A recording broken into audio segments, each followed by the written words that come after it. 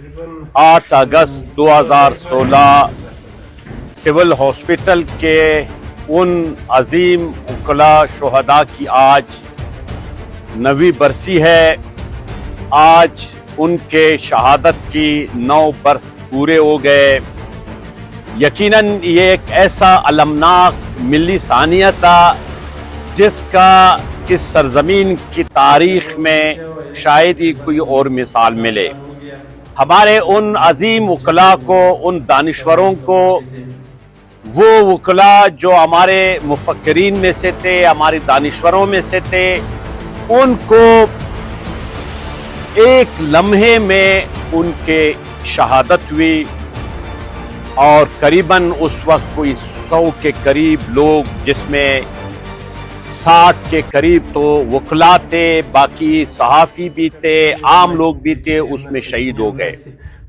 यकीनन इस वक्त ये पूरा खित्ता एक दहशतगर्दी की लहर में है और ये दहशतगर्दी स्पॉन्सर्ड है हमारे उन हुक्मरानों की गलत पॉलिसियों के सबब जो जनरल जिया के फौजी आमरियत में उसकी शुरुआत हुई। उस शुरुआत के बाद आज तक ये पॉलिसियां जारी है, दहशतगर्दी की ये पॉलिसियां जारी है, जिसके ये अजीम वकला इसमें भी शहीद हो गए हैं। तो मैं समझता हूं कि अब तक हमारी रियासत ने होश के नाखून नहीं लिए। अक्ल सलीम का तकाजा है कि रियासत इन दहशतगर्दों की पुष्टपनाही छोड़ दे। आज भी आप देख रहे हो कि अफगानिस्तान से 2021 15 अगस्त के बाद खुद उस वक्त के वजीर आजम, उस वक्त के आर्मी चीफ, आज के वजीर दिफा, आज के वजीर आजम साहब मान रहे हैं कि हमने 20 से 25 हजार दहशतगर्दों को लाया, यहां बसाया। आज आप देख रहे हो कि आप कोयटा से जोब तक सफर नहीं कर सकते हो, आप जोब से डर इस्माइल खान तक सफर नहीं कर सकते हो। पूरा आपका जो खैबर पख्तूनख्वा है, ये पश्तून इलाके है, ये पूरी तरह ये दहशतगर्दों के नरगे में है।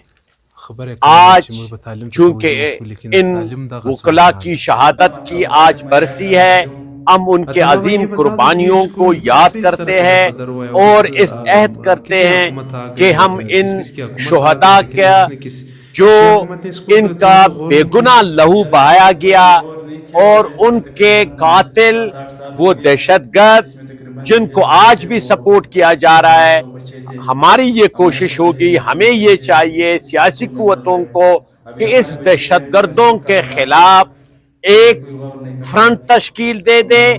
मुल्क में हकीकी जमहूरियत के लिए ये फार्म 47 की जो हुकूमत है, इसके खात्मे और हकीकी जमहूरियत के लिए, एक पुरअमन माहौल के लिए, एक समाजी अदल इंसाफ के क़याम के लिए, ताकि माशरे से दहशतगर्दी इसका खात्मा हो। मैं आज के 8 अगस्त के उन अजीम शुहदा को एक बार फिर खिराज अकीदत पेश करता हूँ और उनकी याद हमें ये अहद व पहमा करनी चाहिए कि हम उनको याद करें और उनकी कुर्बानियों को हम सलाम करें।